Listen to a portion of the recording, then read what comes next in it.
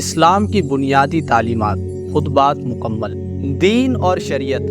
مسلمان بھائیوں، مذہب کی باتوں میں آپ اکثر دو لفظ سنا کرتے ہیں اور بولتے بھی ہیں، ایک دین، دوسرا شریعت۔ لیکن آپ میں سے بہت کم لوگ ہیں جن کو یہ معلوم ہوگا کہ دین کے کیا معنی ہے اور شریعت کا کیا مطلب ہے۔ ان پڑھ تو خیر مجبور ہے، اچھے خاصے پڑھے لکھے لوگ بلکہ بہت سے مولوی بھی یہ نہیں جانتے کہ ان دونوں لفظوں کا ٹھیک مطلب کیا ہے اور ان دونوں میں فرق کیا ہے۔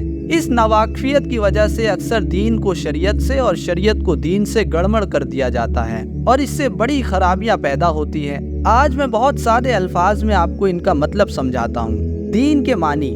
دین کے کئی معنی ہیں۔ ایک معنی عزت، حکومت، سلطنت، بادشاہی اور فرمانروائی کے ہیں۔ دوسرے معنی اس کے بالکل الٹے ہیں، یعنی ماتحتی، اطاعت، غلامی، تابعداری اور بندگی۔ تیسرے معنی حساب کرنے اور فیصلہ کرنے اور اعمال کی جزا و سزا کے ہیں۔ قرآن کے لفظ میں دین انہی تینوں معنوں میں آیا ہے۔ فرمایا، اللہ کے نزدیک دین صرف اسلام ہے۔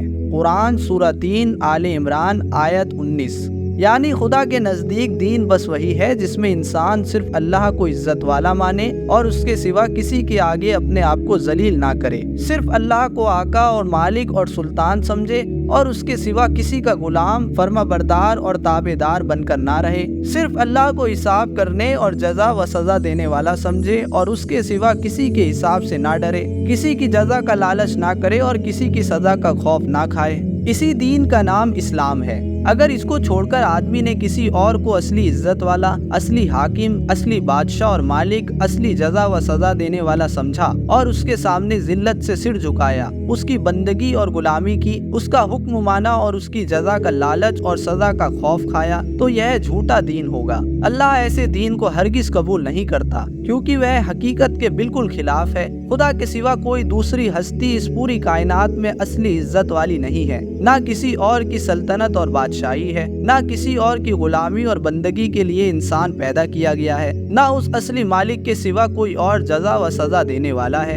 یہی بات دوسری آیتوں میں اس طرح بیان کی گئی ہے، اس فرما برداری اسلام کے سوا جو شخص کوئی اور طریقہ اپنانا چاہے اس کا وہ طریقہ ہرگز قبول نہ کیا جائے گا۔ قرآن سورہ 3 آل عمران آیت 85۔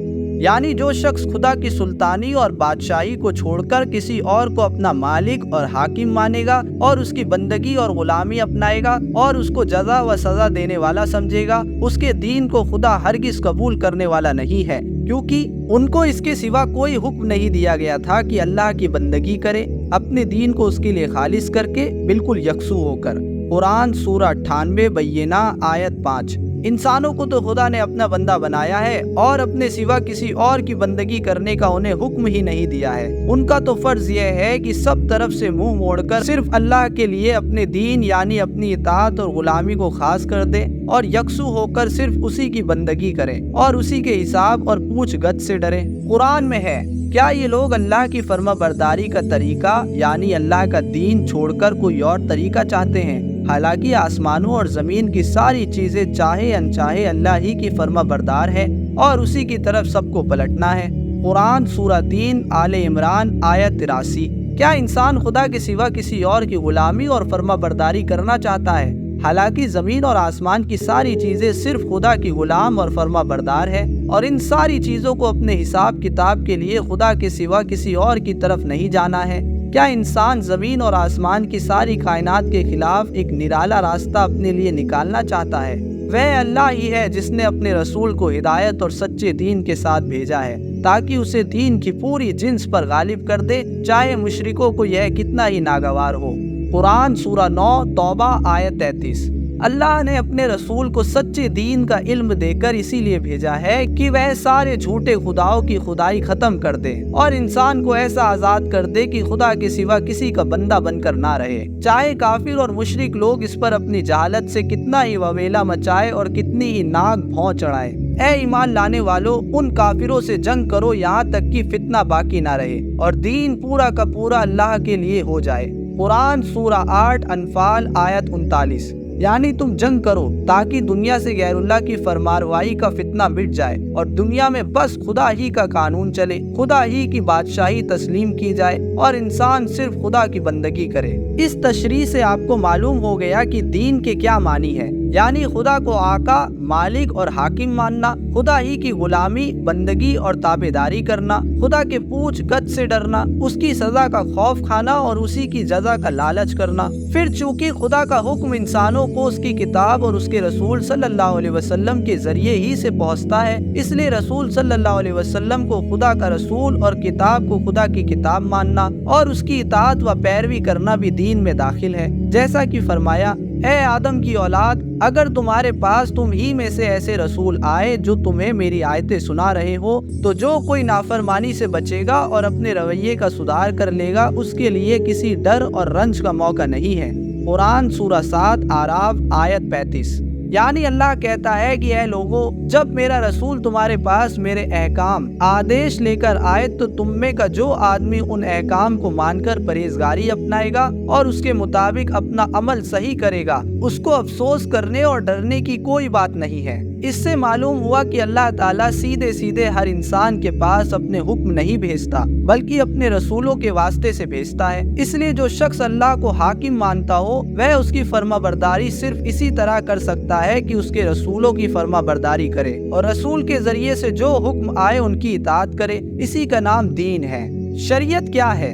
अब मैं आपको बताऊंगा कि शरीयत किसे कहते हैं। शरीयत के मानी तरीके और रास्ते के हैं। जब आपने खुदा को हाकिम मान लिया और उसकी बंदगी कबूल कर ली और यह तस्लीम कर लिया कि रसूल सल्लल्लाहु अलैहि वसल्लम उसी की तरफ से हुक्म देने वाले हैं और किताब उसी की तरफ से है, तो आप दीन में दाखिल हो गए। इसके बाद आपको जिस तरीके से खुदा की बंदगी करनी है और उसकी फर्माबरदारी में जिस रास्ते पर चलना है, उसका नाम शरीयत है। यह तरीका और रास्ता भी खुदा अपने रसूल सल्लल्लाहु अलैहि वसल्लम ही के जरिए से बताता है। वही यह सिखाता है कि अपने मालिक की इबादत इस तरह करो। पाकी और सफाई का यह तरीका है, नेकी और तकवा का यह रास्ता है। हुकूक इस तरह अदा करने चाहिए, मामले यूं अंजाम देने चाहिए और जिंदगी इस तरह बसर करनी चाहिए। लेकिन फर्क यह है कि दीन हमेशा से एक था, एक ही रहा और अब भी एक ही है। मगर शरीयतें बहुत सी आई, बहुत सी मनसूख हुई, बहुत सी बदल गई, मगर कभी उनके बदलने से दीन नहीं बदला। हजरत नूह अलैहिस्सलाम का दीन भी वही था जो हजरत इब्राहिम अलैहिस्सलाम का था, हजरत मूसा और ईसा अलैहिस्सलाम का था,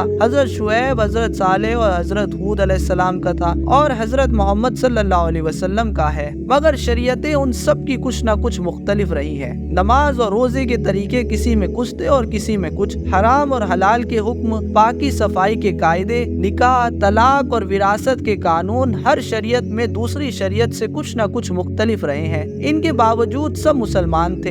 हजरत नूह अलैहिस्सलाम के पैरों भी, हजरत इब्राहिम अलैहिस्सलाम के पैरों भी, हजरत मूसा अलैहिस्सलाम के पैरों भी और हम भी, इसलिए कि दीन सबका एक है। इससे मालूम हुआ कि शरीयत के हुक्मों में फर्क होने से दीन में कोई फर्क नहीं होता। दीन एक ही रहता है, चाहे इस पर अमल करने के तरीके मुख्तलिफ हो। शरीयतों के फर्क की नौइयत। इस फर्क को यूँ समझिए कि एक आका के बहुत से नौकर हैं। जो शख्स उसको आका ही नहीं मानता और उसके हुक्म को पूरा करना अपने लिए जरूरी ही नहीं समझता, वह तो नाफरमान है और नौकरी के दायरे ही से बाहर है। और जो लोग उसको आका मानते हैं, उसके हुक्म को मानना फर्ज जानते हैं और उसकी नाफरमानी से डरते हैं, वे सब नौकरों के गिरोह में दाखिल हैं। नौकरी बजा लाने और खिदमत करने के तरीके मुख्तलिफ हो तो इससे उनके नौकर होने में कोई फर्क नहीं होता। अगर आका ने किसी को नौकरी का एक तरीका बताया है और दूसरे को दूसरा तरीका, तो एक नौकर को यह कहने का हक नहीं कि मैं नौकर हूँ और वह नौकर नहीं है। इसी तरह अगर आका का हुक्म सुनकर एक नौकर उसकी मंशा और मतलब कुछ समझता है और दूसरा कुछ और, फिर दोनों अपनी अपनी समझ के मुताबिक इस हुक्म की तामील करते हैं, तो नौकरी में दोनों बराबर है। यह हो सकता है कि एक ने मतलब समझने में गलती की हो और दूसरे ने सही मतलब समझा हो, लेकिन जब तक फर्माबरदारी से किसी ने इनकार न किया हो, तो किसी को किसी से यह कहने का हक नहीं कि तू नाफरमान है या तुझे आका की नौकरी से निकाल दिया गया है। इस मिसाल से आप दीन और शरीयत के फर्क को बड़ी अच्छी तरह समझ सकते हैं। नबी करीम सल्लल्लाहु अलैहि वसल्लम से पहले अल्लाह ताला मुख्तलिफ रसूलों के जरिए से मुख्तलिफ शरीयतें भेजता रहा। किसी को नौकरी का एक तरीका बताया और किसी को दूसरा तरीका। इन सब तरीकों के मुताबिक जिन जिन लोगों ने मालिक की फर्माबरदारी की, वे सब मुसलमान थे, जबकि उनकी नौकरी के तरीके मुख्तलिफ थे। फिर जब नबी करीम सल्लल्लाहु अलैहि वसल्लम तशरीफ लाए तो आका ने हुक्म दिया कि अब पिछले तरीकों को हम रद्द करते हैं। آئندہ سے جس کو ہماری نوکری کرنی ہو وہ اس طریقے پر نوکری کرے جو اب ہم اپنے آخری پیغمبر صلی اللہ علیہ وسلم کے ذریعے سے بتاتے ہیں۔ اس کے بعد کسی نوکر کو پچھلے طریقوں پر نوکری کرنے کا حق باقی نہیں رہا، کیونکہ اب اگر وہ نئے طریقوں کو نہیں مانتا اور پرانے طریقوں پر چل رہا ہے تو وہ اصل میں آقا کا حکم نہیں مانتا بلکہ اپنے دل کا کہا مان رہا ہے، اس لیے وہ نوکری سے خارج ہے، یعنی مذہب کی زبان میں کافر ہو گیا۔ فقہی مسلکوں کے فرق کی نوعیت، یہ تو پچھلے نبیوں کے ماننے والوں کے لیے ہے، رہے اللہ کے نبی محمد صلی اللہ علیہ وسلم کے پیرو تو ان پر اس مثال کا دوسرا حصہ ٹھیک بیٹھتا ہے۔ اللہ نے جو شریعت آپ صلی اللہ علیہ وسلم کے ذریعے سے ہم کو بھیجی ہے اس کو خدا کی شریعت ماننے والے اور اس پر چلنے کو ضروری سمجھنے والے سب کے سب مسلمان ہیں۔ اب اگر اس شریعت کے حکموں کو ایک شخص کسی طرح سمجھتا ہے اور دوسرا کسی اور طرح اور دونوں اپنی اپنی سمجھ کے مطابق اس پر عمل کرتے ہیں تو چاہے ان کے عمل میں کتنا ہی فرق ہو ان میں سے کوئی بھی نوکری سے خارج نہ ہوگا، اس لیے کہ ان میں سے ہر ایک جس طریقے پر چل رہا ہے یہی سمجھ کر تو چل رہا ہے کہ یہ آقا کا حکم ہے۔ پھر ایک نوکر کو یہ کہنے کا کیا حق ہے کہ میں تو نوکر ہوں اور فلاں شخص نوکر نہیں ہے؟ زیادہ سے زیادہ بس وہ یہی کہہ سکتا ہے کہ میں نے آقا کے حکم کا صحیح مطلب سمجھا اور اس نے صحیح مطلب نہیں سمجھا، مگر وہ اس کو نوکری سے خارج کر دینے کا حقدار کیسے ہو گیا؟ جو شخص ایسی ہمت کرتا ہے وہ مانو خود آقا کا منصب اختیار کرتا ہے، وہ مانو یہ کہتا ہے کہ تو جس طرح آقا کے حکم کو ماننے پر مجبور ہے اسی طرح میری سمجھ کو بھی ماننے پر مجبور ہے۔ اگر تو میری سمجھ کو نہ مانے گا تو میں اپنے اختیار سے تجھ کو آقا کی نوکری سے خارج کر دوں گا۔ غور کیجئے یہ کتنی بڑی بات ہے۔ اسی لیے نبی صلی اللہ علیہ وسلم نے فرمایا ہے جو شخص کسی مسلمان کو ناحق کافر کہے گا اس کا قول خود اسی پر پلٹ جائے گا، کیونکہ مسلمان کو تو خدا نے اپنے حکم کا غلام بنایا ہے، مگر یہ شخص کہتا ہے کہ نہیں، تم میری سمجھ اور میری رائے کی بھی غلامی کرو، یعنی صرف خدا ہی تمہارا خدا نہیں ہے بلکہ میں بھی چھوٹا خدا ہوں اور میرا حکم نہ مانو گے تو میں اپنے اختیار سے تم کو خدا کی بندگی سے خارج کر دوں گا، چاہے خدا خارج کرے یا نہ کرے۔ ایسی بڑی بات جو شخص کہتا ہے اس کے کہنے سے چاہے دوسرا مسلمان کافر ہو یا نہ ہو مگر وہ خود تو اپنے آپ کو کفر کے خطرے میں ڈال ہی دیتا ہے۔ بھائیو، آپ نے دین اور شریعت کا فرق اچھی طرح سمجھ لیا ہوگا اور یہ بھی آپ نے جان لیا ہوگا کہ بندگی کے طریقوں میں اختلاف ہو جانے سے دین میں اختلاف نہیں ہوتا، اس شرط کے ساتھ کہ آدمی جس طریقے پر عمل کرے نیک نیتی کے ساتھ یہ سمجھ کر عمل کرے کہ خدا اور اس کے رسول صلی اللہ علیہ وسلم نے وہی طریقہ بتایا ہے جس پر وہ عمل کر رہا ہے اور اس کے پاس اپنے اس طرز عمل کے لیے خدا کی کتاب یا اس کے رسول صلی اللہ علیہ وسلم کی سنت سے کوئی سند موجود ہو۔ دین اور شریعت کا فرق نہ سمجھنے کی خرابیاں۔ اب میں آپ کو بتانا چاہتا ہوں کہ دین اور شریعت کے اس فرق کو نہ سمجھنے سے آپ کی جماعت میں کتنی خرابیاں پیدا ہو رہی ہیں۔ مسلمانوں میں نماز پڑھنے کے مختلف طریقے ہیں، ایک شخص سینے پر ہاتھ باندھتا ہے اور دوسرا ناف پر باندھتا ہے، ایک شخص امام کے پیچھے سورہ ایک فاتحہ پڑھتا ہے اور دوسرا نہیں پڑھتا، ایک شخص آمین زور سے کہتا ہے اور دوسرا آہستہ سے کہتا ہے۔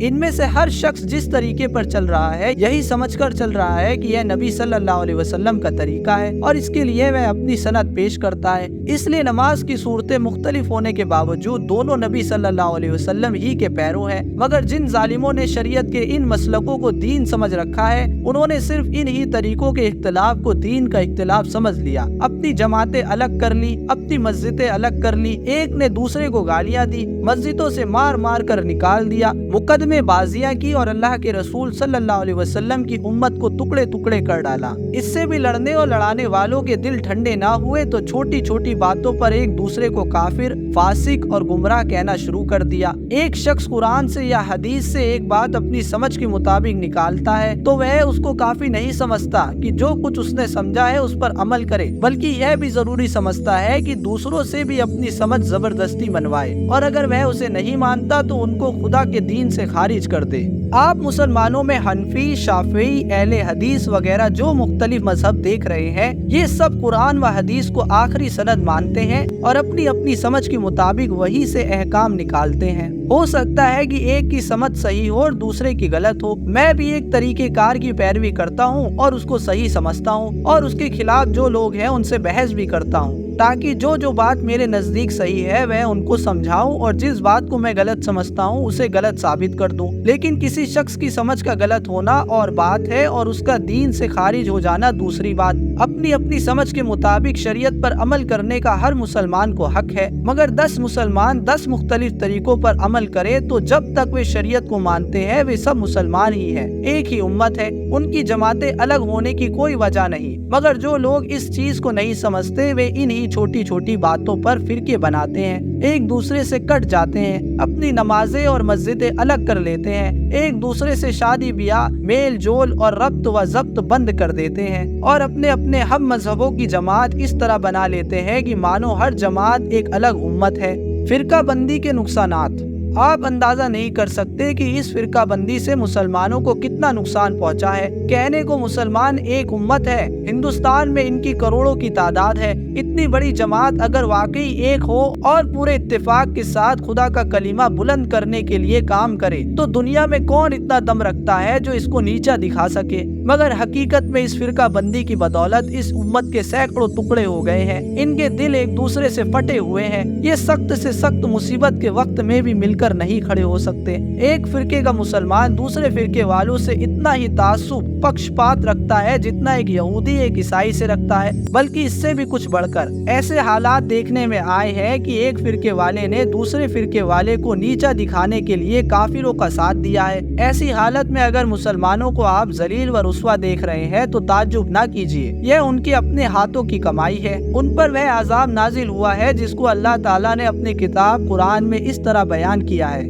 وہ اللہ اس کی قدرت رکھتا ہے کہ تم پر کوئی عذاب اوپر سے اتار دے یا تمہارے قدموں کے نیچے سے برپا کر دے یا تمہیں گروہوں میں بانٹ کر ایک گروہ کو دوسرے گروہ کی طاقت کا مزہ چکھوا دے۔ قرآن سورہ 6 انعام آیت 65۔ یعنی اللہ کے عذاب کی ایک صورت یہ بھی ہے کہ وہ تم کو مختلف فرقوں میں تقسیم کر دے اور تم آپس میں ہی کٹ مرو۔ بھائیو، یہ عذاب جس میں سارے ہندوستان کے مسلمان مبتلا ہے، اس سے نجات اس وقت تک ممکن نہیں جب تک کہ اس فرقہ بندی کو ہم ختم نہ کر دیں۔ اگر آپ اپنی خیر چاہتے ہیں تو دیر کیے بنا ان جماعتوں کو توڑ ڈالیے، ایک دوسرے کے بھائی بن کر رہیے اور ایک امت بن جائیے۔ خدا کی شریعت میں کوئی ایسی چیز نہیں ہے جس کی بنا پر اہل حدیث، حنفی، دیوبندی، بریلوی، شیعہ، سنی وغیرہ الگ الگ امتیں بن سکے۔ یہ امتیں جہالت کی پیدا کی ہوئی ہے۔ اللہ نے صرف ایک امت مسلمہ بنائی تھی